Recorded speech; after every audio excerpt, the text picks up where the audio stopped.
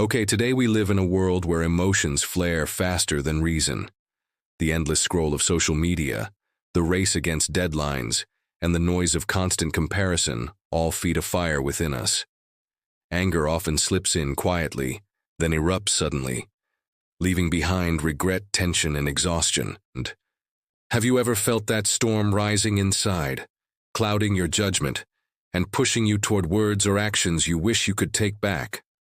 Welcome to Stoic Dhamma, a space where timeless wisdom meets the challenges of modern life. Here we pause, breathe, and explore how ancient teachings still guide us through today's chaos. In this video, we will walk into the heart of Stoic philosophy and discover how Marcus Aurelius, Seneca, and Epictetus left us practical tools to tame anger and nurture emotional health. Their voices still whisper across centuries, reminding us that true strength is not in suppressing emotion, but in transforming it into clarity and balance.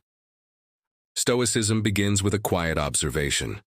Emotions are not enemies. They rise and fall as naturally as waves, shifting with circumstance and perception.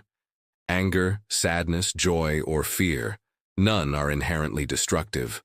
What brings suffering is our unexamined reaction to them, the way we let impulses drag us into actions that we later regret. The Stoic philosophy invites us to see that emotions are signals, not chains. When anger arises, it often carries wounds, insults, or unmet expectations. The untrained mind clings to these impressions, forming judgments like, "This should not have happened." Marcus Aurelius reminds us that events are neutral. It is our judgment that gives them weight. Anger, then, is not punishment but reflection, showing us our attachments and illusions of control. Recognizing this grants us choice, to fuel the flames with rumination or to let them cool by questioning assumptions. This is the essence of Stoic wisdom, the space between emotion and action, where clarity and freedom can quietly emerge. Imagine for a moment a traveler on a narrow mountain path. The rocks are unstable, and the drop is steep. To stumble is natural, to fall is not inevitable. A stumble becomes disaster only when we fail to catch ourselves. So too with anger. Its first stirring is natural, but to fall fully into its grasp is to let go of reason. Epictetus tells us that while we cannot control the initial spark, we can choose whether to feed the fire. The rush of modern life, this wisdom feels both urgent and timeless. You may find yourself scrolling through the endless feed of social media, where comparison ignites envy and injustice fuels outrage. A single post, a careless comment, or a headline can stir heat in the chest. Yet here lies the test. Do we serve anger, or does anger serve us? If the emotion leads us to clarity, compassion, or constructive action, it may serve. But if it leads only to blind reaction, then we have become its servant. This reflective pause is not weakness. It is strength of a deeper kind, the kind Seneca described when he warned that anger, if unchecked, becomes temporary madness. To master anger is not to kill it, but to discipline it, like a wild horse trained to move with grace rather than chaos. The Stoics saw reason as the reins, guiding the animal energy of passion without denying its existence. From here, we turn to the question, how do we examine our reactions before they master us? The first step is awareness. When the pulse quickens and the voice sharpens, notice it. Instead of being swept away, step back. Ask quietly, what judgment am I making that gives this anger its power? Perhaps it is the belief that life must always be fair. Perhaps it is the expectation that others must always treat us kindly. Each assumption, when held rigidly, binds us tighter to anger's control. Now imagine a Roman emperor, seated in the chaos of empire, surrounded by betrayal, war, and intrigue. Marcus Aurelius had every reason to lash out, to be consumed by resentment. Yet in his private journal, he reminded himself daily that people act according to their understanding, and that their ignorance is no reason for him to lose his own clarity. In this, he models a discipline available to us all. The Stoics did not deny anger. They acknowledged it as a human impulse, as natural as hunger or fatigue. But they asked, shall we be ruled by appetite, or shall we govern it?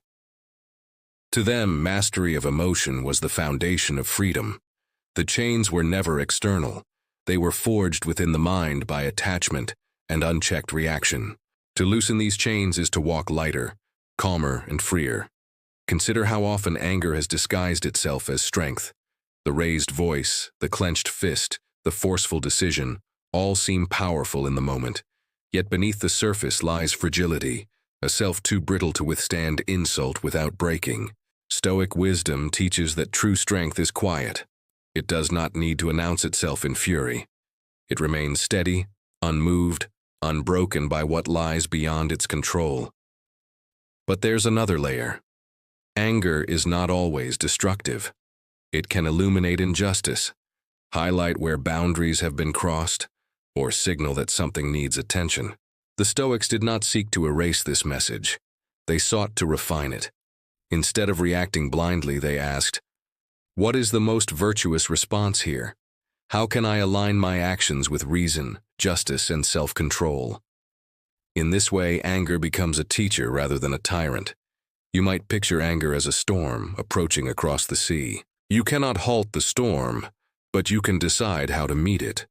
Will you build fragile huts that collapse in the wind, or will you construct a vessel strong enough to ride the waves? Stoic philosophy is the art of building that vessel, shaped by daily mindfulness and strengthened by reflection. Ask yourself now, when was the last time anger served you well? Did it lead you to greater wisdom, or did it scatter your energy into arguments and regret? This question, simple yet piercing, opens the door to mastery. Anger can be a signal toward growth, but only if you choose to interpret it with reason. Stoic wisdom is not frozen in marble or buried in scrolls. It lives in daily practice. It appears in the pause before reaction, in the courage to question assumptions, and in the discipline to master the storm within. Its power lies in showing us that mastery over anger is not suppression, but transformation. We are not asked to extinguish the fire of anger completely, but to reshape it, allowing it to warm rather than burn, to guide rather than consume. With awareness and reflection, anger no longer rules the mind. Instead, it becomes a servant, a force we can harness for clarity, justice, and lasting strength. The origins of Stoicism are not found in conquest, but in loss. Around 300 BCE, Zeno of Citium, once a prosperous merchant, saw his entire fortune swallowed by the sea when his cargo sank. Stranded and stripped of wealth, he arrived in Athens with nothing but questions. Wandering into a modest bookstore, he encountered the writings of Socrates, a thinker who sought truth not through power or riches, but through reason and virtue. That moment sparked a transformation, setting Zeno on the path to founding one of history's most influential philosophies. Athens, though past its political prime, remained a vibrant center of ideas. Its streets hummed with debates on virtue, happiness, and the nature of the cosmos. Zeno found his home not in Plato's academy or Epicurus's garden, but on the Stoa Poikile, the painted porch. From this humble public space, Stoicism took its name. Unlike philosophies that retreated into secluded circles, Stoicism was grounded in the pulse of civic life.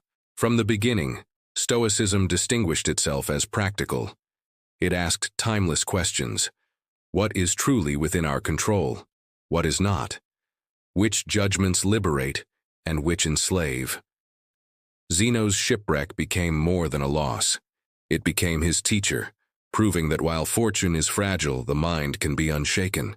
As Stoicism spread beyond Athens, its spirit was carried by remarkable figures whose lives revealed its depth.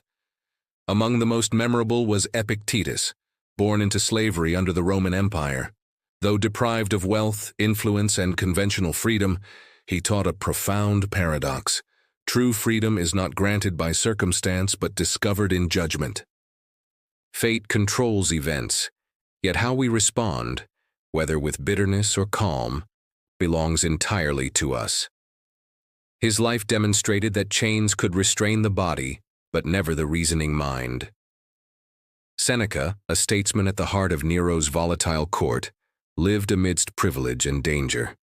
Often caught between ideals and politics, he nevertheless left a treasury of wisdom in his letters. He warned that unchecked anger was temporary madness, clouding reason and corroding peace. His writings invite us not to detach coldly, but to cultivate steady strength in life's turbulence, guided by virtue rather than impulse. Marcus Aurelius, the philosopher king, carried Stoicism into the solitude of leadership.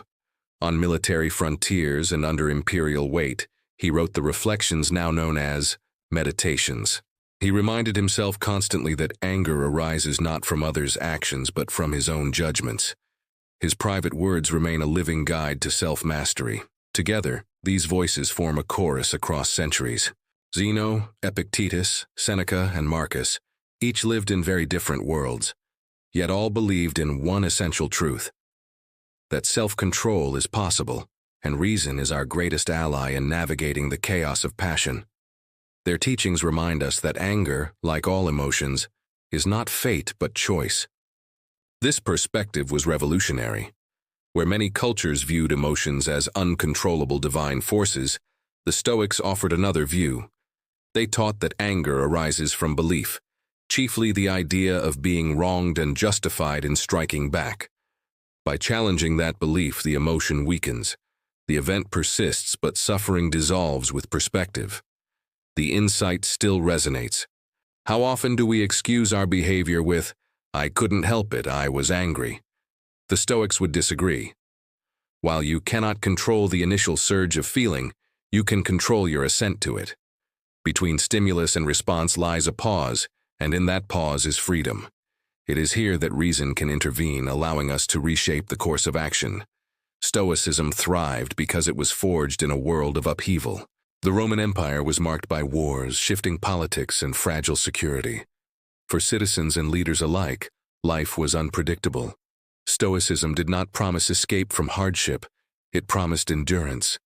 It offered a compass when external stability was impossible, a steady hand when the ground beneath was uncertain. Its relevance today lies in this very context, for our modern world is no less turbulent, only shaped by different storms. And yet Stoicism was never meant for emperors alone. It spoke to soldiers, merchants, even slaves. Its universality came from its simplicity. Distinguish what you can control from what you cannot, and place your energy only where it matters. This principle is timeless. Whether facing betrayal, workplace stress, or global uncertainty, the same question arises: will you let anger enslave you, or will you choose clarity? Stoicism did not arise in isolation. It drew from older streams of thought. It carried echoes of Heraclitus's vision of a cosmos guided by reason, and it reflected Socrates' steadfast devotion to virtue above all else. Even across cultures, parallels emerge. The Bhagavad Gita, for instance, speaks of acting without attachment to outcomes, a principle strikingly close to Stoic detachment. Such resonances reveal a universal truth. Humanity's struggle with anger, desire, and control transcends both geography and time. Picture yourself wandering through the ruins of an ancient forum. The marble is cracked, the voices of philosophers long faded. Yet as you turn to the words of Epictetus or Marcus Aurelius, their challenges feel familiar. The empire that shaped them is gone, but the storms within, anger, longing, the search for peace, remain unchanged. Reading them feels less like studying history and more like uncovering the archaeology of the soul, where their insights awaken something already within us. At its heart, Stoicism offers a liberating message. Self-control is not a gift reserved for sages or emperors. It belongs to anyone willing to pause, to question their judgments, and to choose transformation over reaction. Anger may come, but it need not rule. This is the enduring legacy of Stoic philosophy. Born on a painted porch in Athens, tested in slavery, refined in politics, and practiced in the solitude of an emperor's tent, it continues to offer guidance for turbulent times. It calls us not to turn away from emotion, but to master our response, to reclaim the freedom that lies between the spark of anger and the act that follows. Philosophy without practice is like a map left folded on a shelf. It may hold the routes through valleys and mountains, but if it never touches your hands, it cannot guide your journey. The Stoics were clear. Wisdom lies not in knowing, but in living.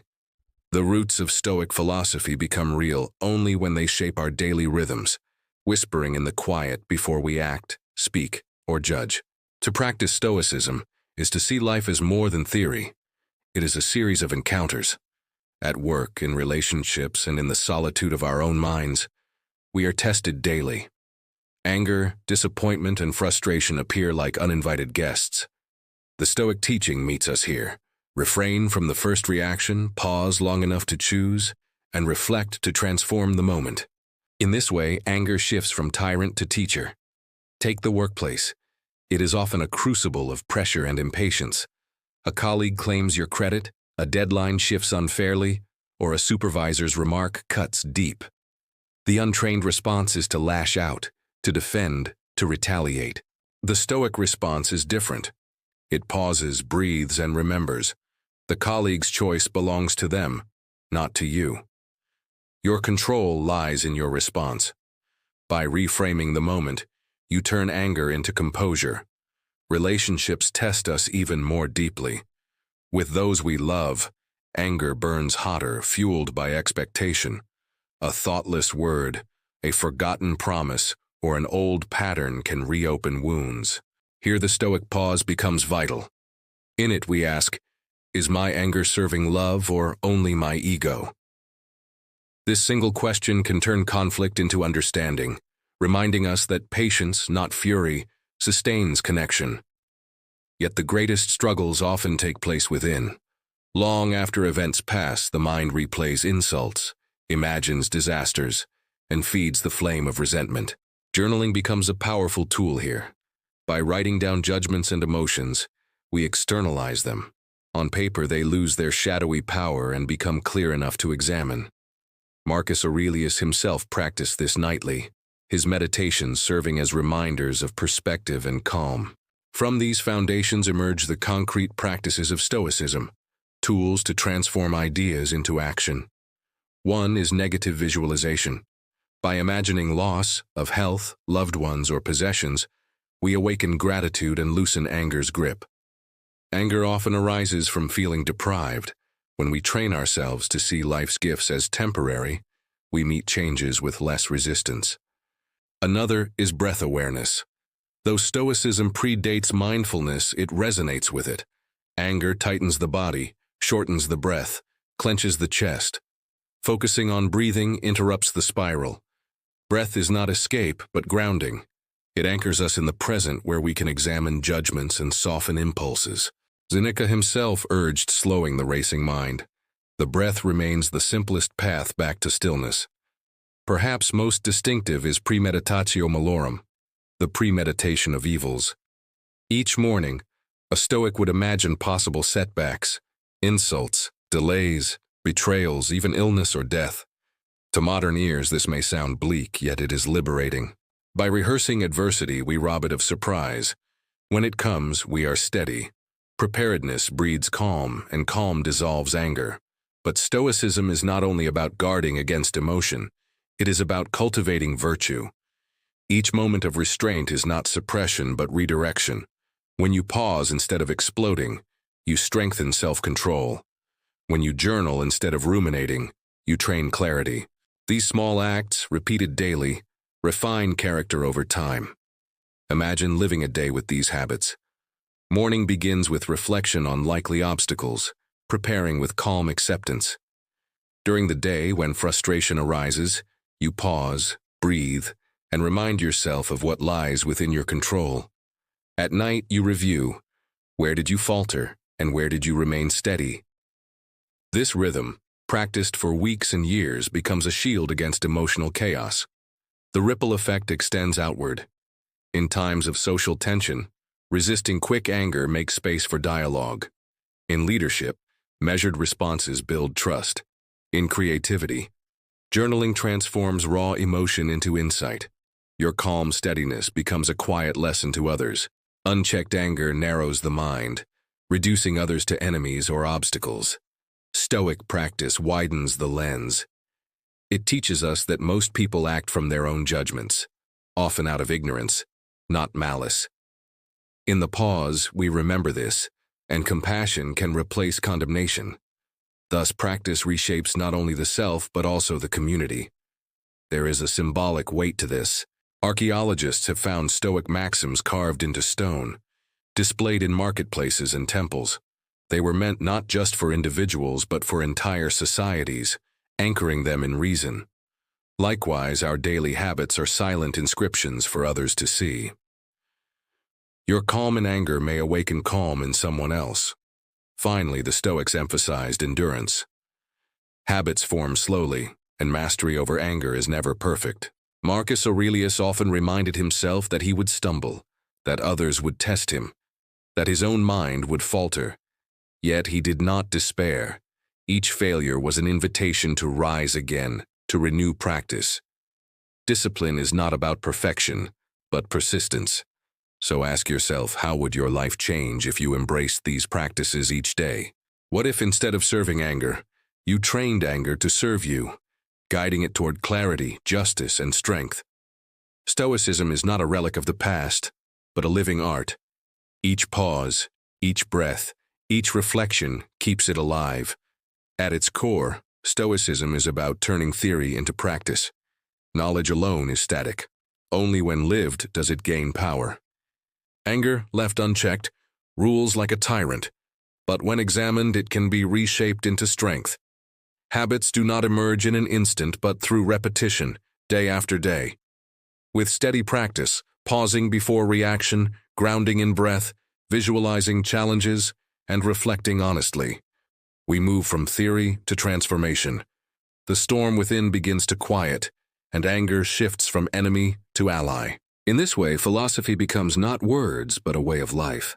Marcus Aurelius once held the weight of an empire upon his shoulders. The Roman world stretched vast and unstable, threatened by war, disease, and political betrayal. Yet in the privacy of his journal, the emperor reminded himself daily that anger, resentment, and despair would not strengthen him. He chose restraint, even when surrounded by power, and his words echo a truth. Stoicism works not in theory, but in the hardest of realities. Contrast his position with that of Epictetus, who began life with nothing but chains. A slave, deprived of wealth, status, and freedom, he discovered an invincible strength within. His teachings reveal that even when the body is bound, the mind remains free to choose.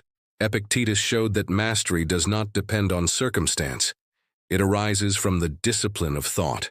Whether emperor or slave, the path of Stoicism remains open. This contrast teaches a timeless truth. Philosophy is universal. It belongs not only to rulers or scholars, but to anyone who struggles with anger, fear, or desire. Though settings differ, palaces, prisons, marketplaces, or battlefields, the inner question endures. Can we master ourselves when the world slips beyond control? The Stoics said yes. From here, we turn to our own age. The pressures may no longer come from barbarian invasions or imperial politics, but the storms within remain familiar. The rapid pace of modern life, the noise of constant notifications, the stress of work and relationships, all can stir the same emotions that Marcus and Epictetus faced. Yet their teachings still apply, bridging centuries to offer clarity in our age of distraction. Modern psychology has in many ways rediscovered Stoic wisdom. Cognitive behavioral therapy, one of the most effective approaches to emotional health, echoes Stoic exercises almost directly. Where Epictetus taught that it is not events themselves but our judgments about them that cause suffering, CBT trains patients to question distorted thoughts and replace them with healthier ones. Ancient wisdom now finds scientific validation. Mindfulness, too, resonates with Stoic practice. The act of pausing, observing the breath, and noticing thoughts without judgment aligns with the Stoic discipline of awareness. Both teach that we are not enslaved by the first spark of emotion, but free to decide how to respond. Whether through meditation or Stoic reflection, the outcome is the same: resilience in the face of inner storms. There is another layer to consider. Our world faces storms the ancients never imagined. social media outrage, relentless news cycles, and a culture that prizes instant reaction over thoughtful restraint. Here, Stoic practice is not outdated, but essential. To pause before posting, to question judgments before spreading them, to reflect instead of reacting, these acts serve as shields against chaos. Online, anger multiplies rapidly, each response fueling another until reason disappears. In this environment, the Stoic pause becomes a quiet act of rebellion, proof that ancient wisdom can still guide us through today's digital noise. Modern researchers, too, affirm the value of these practices. Studies on resilience show that those who cultivate perspective, gratitude, and mindful awareness recover more quickly from setbacks. Neuroscience reveals that pausing before reaction allows the brain's rational centers to regain control, interrupting the surge of emotion. What Marcus practiced in his tent, what Epictetus taught in his humble school, science now maps in synapses and neurons. Yet beyond research and science lies the lived experience of countless individuals. Veterans returning from war, patients healing from trauma, professionals enduring stress, all find strength in Stoic principles. Journaling, reframing events, practicing gratitude, these tools offer a compass for those navigating chaos. In testimonies across books, podcasts, and communities, Stoicism is rediscovered not as relic, but as remedy. From here, we reflect on examples closer to our own time. Think of leaders who faced immense pressure, yet chose calm over anger. Figures who embodied restraint as strength. Think of individuals who endured loss yet grew more compassionate, who transformed pain into service. Though they may not name themselves Stoics, they walk the same path, proving that philosophy still breathes in modern hearts. The resilience of Stoicism lies in its adaptability. It does not require robes, rituals, or temples. It asks only for attention and discipline. Whether in the silence of morning meditation, in the tension of workplace conflict, or in the solitude of grief, the principles apply. Focus on what is within your control. Question the judgments that fuel anger. Choose reason over impulse. These are practices as accessible now as they were 2 millennia ago. There is also a sense of mystery in this continuity. Archaeological discoveries uncover fragments of Stoic texts, inscriptions that once guided daily life. These ancient words, carved in stone, now lie under museum lights. Yet when we read them, they speak to modern anxieties with uncanny relevance. It is as if the ancients anticipated our struggles, leaving behind not commands but companions for the journey. The enduring presence of Stoicism reminds us that human nature has not changed as much as technology suggests. We still wrestle with anger, with fear, with the desire for control. The tools remain the same: pause, reflect, reframe, and practice daily. By applying these principles, we cultivate clarity in confusion, balance in upheaval, and peace in turmoil. Ask yourself, what would it mean to live today as Marcus Aurelius did in his camp, or as Epictetus did in his modest dwelling? What would it mean to carry restraint into leadership, to carry calm into hardship, to carry discipline into freedom? These questions do not belong to history alone. They belong to each of us, here and now. In the end, the lessons of Stoicism bridge past and present.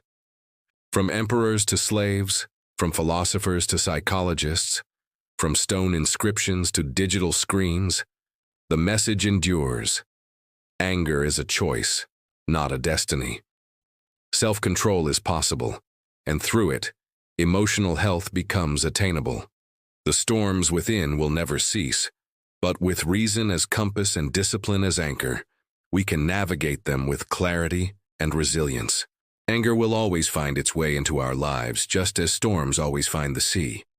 Yet Stoic philosophy reminds us that while we cannot stop the winds, we can learn to sail with steady hands.